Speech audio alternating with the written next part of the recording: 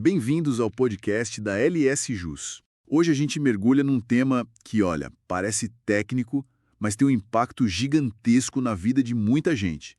Vamos falar sobre duas ferramentas jurídicas, os embargos de declaração e a tal da modulação de efeitos. Exato. E para deixar tudo bem concreto, a gente vai usar como exemplo uma decisão super recente e comentada do STF, a da Ação Direta de Inconstitucionalidade 2111. Aquela da famosa revisão da vida toda, né?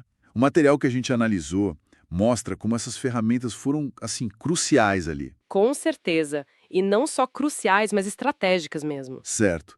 Então, o nosso objetivo aqui é entender não só o que são esses nomes, embargos, modulação, mas por que eles importam tanto. Como é que eles podem, na prática, adiar uma decisão, mudar o jeito como ela é aplicada e o principal, né? Como isso mexe com a vida das pessoas e com outros processos que estão rolando por aí. É isso. Entender a estratégia por trás do uso desses instrumentos. Ok, vamos desempacotar isso.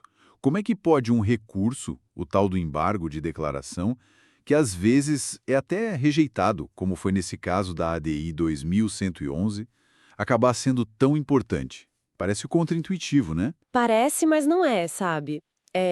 Os embargos de declaração, de forma bem simples, são um tipo de recurso que uma parte usa para pedir para o tribunal esclarecer alguma coisa na decisão que ficou, tipo, obscura, ou que teve uma contradição, uma omissão, ou até um erro material, um erro de digitação, por exemplo. Ah, tá, para corrigir ou clarear a própria decisão. Isso. Mas aí vem o pulo do gato estratégico. O simples fato de você apresentar os embargos, claro, dentro do prazo certinho e sendo a parte que pode fazer isso, já tem um efeito automático e bem poderoso. Que seria? Ele impede que a decisão se torne definitiva imediatamente. É o que a gente chama de impedir o trânsito em julgado. Então, mesmo que o tribunal depois diga, olha, seus embargos não têm razão, só de ter apresentado, você já ganhou tempo. A discussão continua em aberto. Exatamente. Ganha-se um tempo precioso e o assunto não é encerrado ali. Fica, digamos, suspenso. E no caso específico da ADI 2111, essa da revisão da vida toda, quem era essa parte certa a que podia apresentar os embargos? Não era qualquer uma, né? De jeito nenhum. Em ações como a ADI, que a gente chama de controle concentrado de constitucionalidade, a regra é bem restrita. Só quem entrou com a ação lá no começo é que tem legitimidade para apresentar embargos. No caso, foi a Confederação Nacional dos Trabalhadores Metalúrgicos, a CNTM. Isso mesmo. Foi a CNTM que propôs a ADI 2111. Então, só ela podia embargar a decisão do STF. E aquelas outras entidades que participam, os amicus curia, os amigos da corte, eles não poderiam ter entrado com embargos também para tentar esclarecer algo? Não poderiam. Os amicus curia podem apresentar informações, memoriais, sustentar oralmente, tentar influenciar a decisão, mas eles não têm legitimidade para recorrer da decisão principal com embargo de declaração nesse tipo de ação. Eles podem, claro, apoiar a autora da ação, talvez até pressionar para que ela recorra, mas a iniciativa tem que ser da autora. Entendi. É uma regra bem específica do controle concentrado. Sim. E o que é fascinante aqui é justamente isso. A CNTM apresentou os embargos, eles foram analisados pelo STF em fevereiro de 2025, o acórdão saiu em abril, e no fim das contas, os embargos foram rejeitados quanto ao mérito. O STF disse que não havia obscuridade, contradição, nada a ser corrigida ali naquele ponto específico que eles levantaram. Ok. Então, rejeitaram os embargos da CNTM. Rejeitaram. Mas a simples existência desses embargos, o fato de terem sido apresentados dentro do prazo, foi a chave que abriu a porta para outra discussão, que talvez tenha sido até mais importante na prática. Que foi a da modulação de efeitos, imagino. Exatamente. Foi no julgamento desses embargos que o STF decidiu modular os efeitos da decisão principal, que tinha sido dada antes, aquela que julgou a revisão da vida toda inconstitucional. Ah, então peraí. A modulação não veio do nada. Ela foi uma consequência direta da análise dos embargos da CNTM, mesmo eles sendo rejeitados no ponto principal. Precisamente. É um ponto sutil, mas fundamental. A apresentação dos embargos manteve a discussão viva e permitiu que o tribunal reavaliasse não o mérito da revisão em si, mas sim como e quando aquela decisão de inconstitucionalidade passaria a valer para todo mundo. Entendi. Faz todo sentido agora. E o que é exatamente essa modulação de efeitos? Como a gente explica isso de forma simples? Olha, a modulação de efeitos é basicamente o Supremo Tribunal Federal dizendo o seguinte: ok, nós tomamos essa decisão aqui. Ela muda o entendimento anterior ou declara algo inconstitucional. Mas para não causar um caos ou uma injustiça muito grande com quem confiou na regra antiga, a gente vai definir regras especiais sobre como essa nova decisão vai ser aplicada. Tipo, um ajuste de quando ela começa a valer ou para quem? Isso, pode ser as duas coisas. O STF pode dizer, por exemplo, que a decisão só vale daqui para frente, os chamados efeitos ex nunc. Ou pode até definir uma data específica no futuro. Ou pode dizer que vale para todos, exceto para algumas situações específicas que já estavam consolidadas. Igual ao objetivo principal disso. Segurança jurídica, acima de tudo. Proteger a confiança legítima das pessoas e das instituições nas regras e decisões anteriores. Evitar um efeito retroativo que seria, assim, impraticável ou muito injusto. Pensa, por exemplo, em tributos que foram pagos por anos com base numa lei. E depois o STF diz que a lei era inconstitucional. Imagina ter que devolver tudo isso de uma vez. A modulação serve para evitar esse tipo de situação. Entendi. É como um freio de arrumação para evitar o caos social ou econômico que uma decisão nova poderia causar se aplicada retroativamente sem pensar nas consequências. Perfeito, é um instrumento de equilíbrio. E no caso concreto lá da ADI 2111, da revisão da vida toda, o que essa modulação significou na prática? Quais foram os efeitos que o STF definiu? Bom, aí é onde fica realmente interessante. O STF estabeleceu duas regras principais na modulação. A primeira, e talvez a mais impactante para os segurados, foi que aqueles segurados que já tinham recebido valores da revisão da vida toda, seja por uma decisão judicial definitiva, com o trânsito em julgado no caso individual deles, ou mesmo por uma decisão provisória, uma liminar, por exemplo, se eles receberam esses valores até o dia 5 de abril de 2024. Que foi a data ali perto da publicação do acórdão dos embargos, né? Isso, se receberam até essa data, eles não teriam que devolver o dinheiro para o INSS, mesmo com a decisão final do STF sendo contrária à revisão. Uau! E isso é enorme mesmo, quer dizer, quem conseguiu uma decisão favorável, mesmo que temporária, e recebeu o dinheiro até aquele marco, ficou com o dinheiro. Exato. O STF basicamente disse: o que foi pago até aqui, com base em decisões judiciais, fica pago.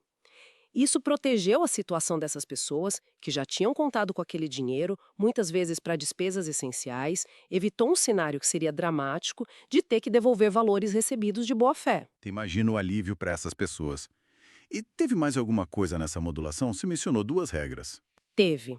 A segunda regra foi sobre as custas processuais e os honorários de sucumbência. Aqueles valores que a parte que perde a ação geralmente tem que pagar para o advogado da outra parte e para o tribunal. Isso mesmo.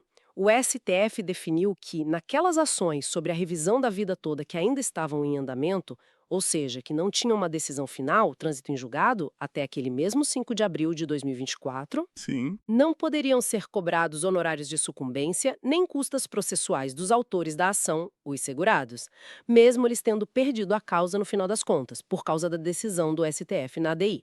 Ah, interessante. Então, mesmo perdendo a ação depois dessa data, o segurado que entrou com o processo antes não teria que arcar com esses custos extras da derrota? Exatamente. Foi outra medida para, digamos, mitigar os efeitos negativos da reversão da tese para quem já tinha buscado o judiciário baseado no entendimento anterior. Faz sentido. Se conectarmos isso ao quadro geral, então, a modulação na ADI 2111 foi uma forma de o STF reconhecer que a questão da revisão da vida toda gerou muita expectativa, muitos processos, decisões favoráveis em instâncias inferiores por um tempo, e que simplesmente virar a chave e dizer agora é tudo diferente e quem perdeu paga tudo, seria complicado demais. Perfeitamente, foi um reconhecimento da complexidade da situação e uma busca por estabilidade. Protegeu o planejamento financeiro de milhares de beneficiários que já tinham recebido algo e também evitou uma avalanche de cobranças de honorários e custas sobre pessoas que muitas vezes são hipossuficientes. Trouxe um pouco mais de previsibilidade no meio de uma revolta grande. Claro, e isso me lembra uma coisa que o material também toca. A diferença entre esse processo da ADI 2111, que é o controle concentrado, e o tal do tema 1102, que também era sobre a revisão da vida toda, mas veio por outro caminho, o controle difuso. Por que é importante entender essa diferença aqui? É crucial, porque às vezes as pessoas confundem, acham que é tudo a mesma coisa, mas não é. São estradas diferentes para chegar no STF com regras diferentes. Explica um pouquinho a diferença, de forma simples. A ADI é quando alguém, uma daquelas autoridades ou entidades listadas na Constituição, como a CNTM no nosso caso, vai direto ao STF e questiona a constitucionalidade de uma lei ou ato normativo, em tese, de forma abstrata. A decisão do STF, nesse caso, geralmente vale para todo mundo, o efeito é H omnes, e obriga todos os outros juízes e administração pública a seguir, efeito vinculante. Certo. Uma análise direta da lei. Isso. Já o controle difuso é diferente. A questão da constitucionalidade surge num caso concreto, tipo numa ação individual de um segurado contra o INSS. Qualquer juiz pode analisar isso. Se a questão for subindo, via recursos, pode chegar até o STF.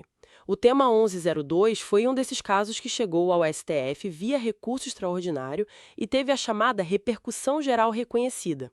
E os efeitos são diferentes também. Inicialmente, sim, a decisão num caso de controle difuso, mesmo no STF, a princípio vale só para as partes daquele processo específico. Mas quando tem repercussão geral, como no tema 1102, a tese fixada pelo STF passa a orientar todos os outros casos semelhantes que estavam parados esperando essa definição. Acaba tendo um efeito vinculante também na prática. Entendi. Então, embora a ADI 2111 e o tema 1102 tratassem da mesma questão de fundo, a revisão da vida toda, eles eram processos formalmente distintos, com regras próprias. Exato. E isso foi destacado, inclusive, em votos de alguns ministros durante o julgamento. Eles ressaltaram que não se pode simplesmente pegar uma regra aplicada na ADI e transpor automaticamente para o tema de repercussão geral, ou vice-versa. Cada um tem suas particularidades processuais. Fica claro, então, por que a estratégia de usar os embargos na ADI foi tão importante. Além de ganhar tempo, permitiu essa modulação específica para aquele tipo de processo, com as regras do controle concentrado.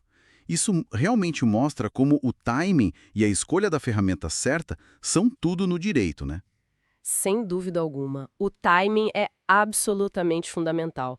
Perder o prazo para entrar com os embargos, por exemplo, mesmo que por um dia, significa que a decisão transita em julgado e para aquela discussão específica, naquela instância, fim de jogo. Não tem mais o que fazer ali. É preciso ser muito preciso. Muito. E não é só o timing, mas a fundamentação também. Porque, embora os embargos sejam um direito da parte, existe um limite. Qual seria o limite? O STF, e qualquer tribunal, na verdade, pode identificar quando os embargos são apresentados de forma claramente protelatória. Ou seja, quando a parte entra com o recurso só para ganhar tempo, sem apontar de verdade nenhuma obscuridade, contradição ou omissão real, só para enrolar mesmo. E o que acontece nesse caso? Nesses casos, o tribunal pode não só rejeitar os embargos, mas também aplicar uma multa para a parte que agiu de máfia processual. Então, é uma ferramenta estratégica poderosa, sim, mas tem que ser usada com responsabilidade, com bons argumentos.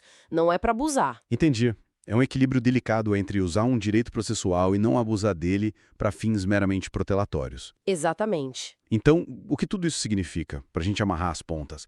Fica muito claro que esses instrumentos, embargos de declaração e modulação de efeitos, não são só detalhes técnicos perdidos no meio de um processo. Definitivamente não. Eles são peças-chave na tabuleiro jurídico, especialmente quando a gente fala de STF. Eles têm o poder real de adiar o fim de uma discussão, de ajustar como uma decisão vai ser aplicada na prática e, no fim das contas, de mudar o impacto direto na vida das pessoas e na economia. É uma demonstração clara de como o processo e a forma como ele é conduzido influenciam diretamente o resultado final e suas consequências. A decisão sobre o que, o mérito da causa, é importantíssima, claro, mas as decisões sobre o como e o quando, a modulação, por exemplo, podem ser igualmente relevantes para a realidade. Perfeito. Isso nos leva, talvez, a uma reflexão final, né? Sim.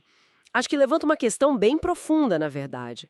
Considerando esse poder imenso que o judiciário, especialmente o STF, tem de definir não só o que é o direito, mas quando ele passa a valer e para quem ele vale, através da modulação, qual seria o limite para isso? Onde traçar a linha? Exato. Até que ponto se pode modular os efeitos de uma decisão para garantir estabilidade, para proteger expectativas, sem que isso talvez comece a parecer uma espécie de, não sei, legislação judicial ou uma interferência grande demais na aplicação, que seria, em tese, a mais direta da Constituição ou da lei? É uma tensão, né? Entre aplicar a nova interpretação da lei e proteger quem confiou na interpretação antiga. Uma tensão constante e muito delicada. Como equilibrar a necessidade de segurança jurídica e de proteção da confiança com a própria aplicação da norma que o tribunal acabou de definir como a correta? Não tem resposta fácil para isso, e é um debate que continua bem vivo no direito brasileiro. Levanta questões importantes sobre previsibilidade e o próprio papel do judiciário. Com certeza. É algo para a gente continuar pensando e observando. Excelente ponto. Acho que conseguimos cobrir bem os pontos principais, né? Sim, foi uma ótima conversa, muito esclarecedora sobre esses mecanismos e o caso da ADI 2111.